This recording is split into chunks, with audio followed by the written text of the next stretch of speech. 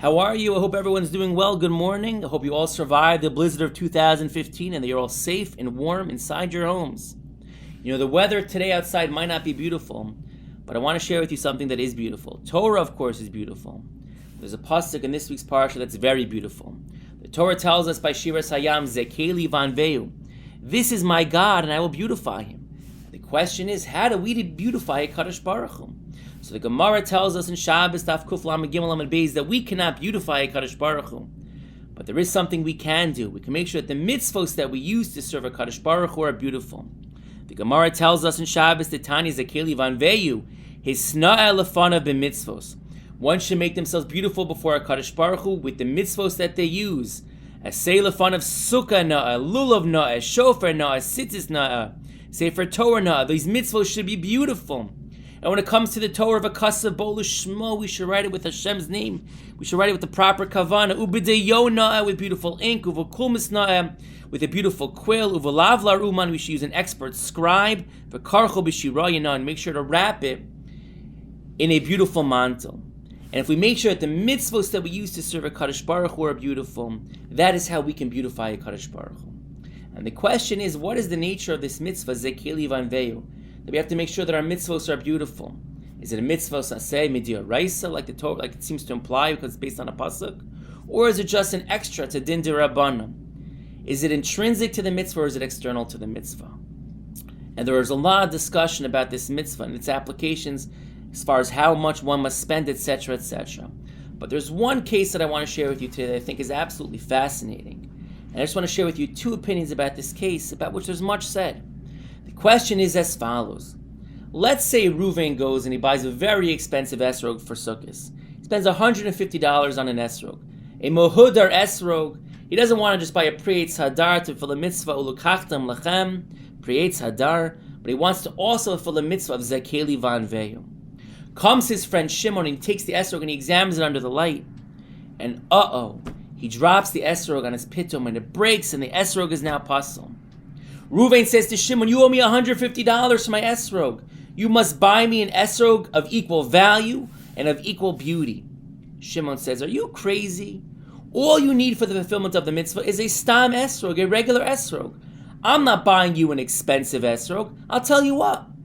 I'll go, or I'll give you $50. Go buy an esrog. After all, what do you need an esrog for?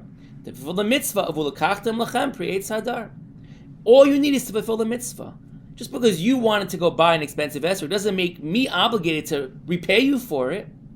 All you need is the mitzvah to be fulfilled. I'll make sure you fulfill the mitzvah. Who is right? Is Reuven right? Can he demand that his friend Shimon pay him $150? Or is Shimon right? Is all that he's required of him? Is all that's required of him is that he makes sure that his friend Reuven has an esrog to fulfill the mitzvah. So this is a machlokas, as you can imagine. I just want to share with you two opinions, each analyzing this machlokas from a different perspective. The first opinion that we're going to share is from the Ram Mintz. Maharam Mintz, this is brought down in the Sefer Torah L'Da'as, says that perhaps we have a precedent for this in the Gemara and Bava Kama. The Gemara and Bava Kama tells us that if someone goes and he takes a shore, an ox, and he designates it for a carbon ola, and along comes someone else and steals this ox from him, or damages this ox in a way that it can't be used for performance of the mitzvah, is the thief required to repay it the value of an ox, which is very expensive to the owner, or is he simply required to make sure that he had an animal to bring as a carbon, a keves, or a dove, according to those opinions that a dove works for a carbon ola? This is the question that Rava asks in the Gemara and Bava Kama. On the one hand, the owner might want an ox in order to fulfill the mitzvah in the best way possible, the mitzvah min ha-muvchar. On the other hand, the thief can rightly turn back and say, listen, all I stole from you was a carbon, and all you have to bring is a carbon. It may be in the eyes of a Kadosh Baruch Hu, one animal is more beautiful, is more valuable than the others. But what I stole from you was a mitzvah, and therefore all I want to do is repay you the mitzvah. So the Gemara says, it's a question. What's the halacha?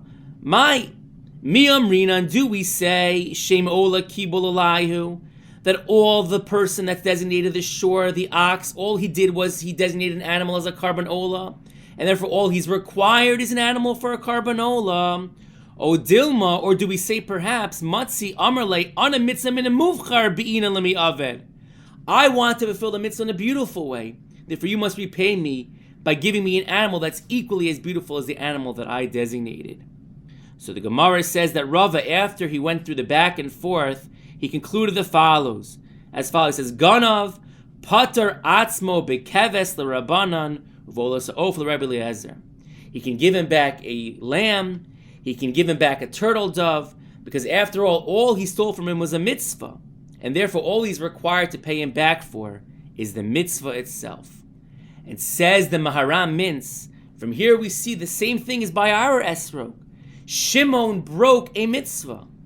He stole a mitzvah, and therefore he's only required to pay back a mitzvah. As long as the item he returns can be used for the mitzvah, therefore he's done his job. But many disagree with the Maharam Mintz, most notably the Chacham Tzvi. The Chacham Tzvi says, no, that is not correct. There's a big difference between stealing an animal for a karban ola and damaging or stealing an esrog, and that's as follows.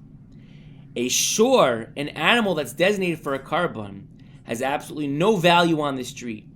If I went and wanted to steal my shor, to sell my shor that was already set aside for a karban to a buyer, to a friend of mine, the person come back to me and say, what you sold me was a mekach tos. It was an invalid sale, and I'm not required you to pay anything for it.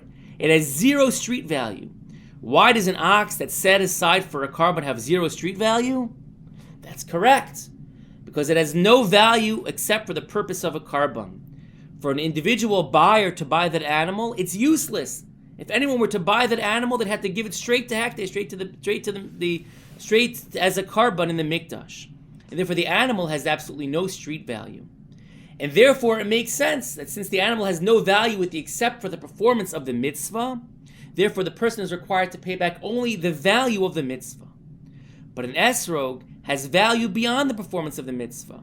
If I buy a $150 esrog, I can turn it around and sell it to someone else for $200 or $250 or sell it for nothing if I want. The mitzvah is valuable because it's used for the mitzvah, but it also has a street value. The esrog, says the Chacham Tzvi, is valuable not only because it's a fulfillment of the mitzvah of Ulukachtem Lachem Prietz Hadar, but it has a value. Maybe the value only extends for the holiday of Sukkot. No one's going to spend that much money after Sukkot, but it has a value because it's valuable in the eyes of others and they're willing to pay for it. And therefore, says the Chacham Tzvi, when Shimon damages Reuven's esrog, he has to pay him not only for the value of the mitzvah, to buy him a pashut esrog that might be $50, but he has to repay him the extra $100, $150 to fulfill the mitzvah of Zekeli Va'anveyu, because after all, he stole not just the mitzvah, but he stole a beautiful mitzvah. And I want you to think about this question. Come back to me tomorrow in school and tell me what you think. But in the meantime, have a very beautiful day.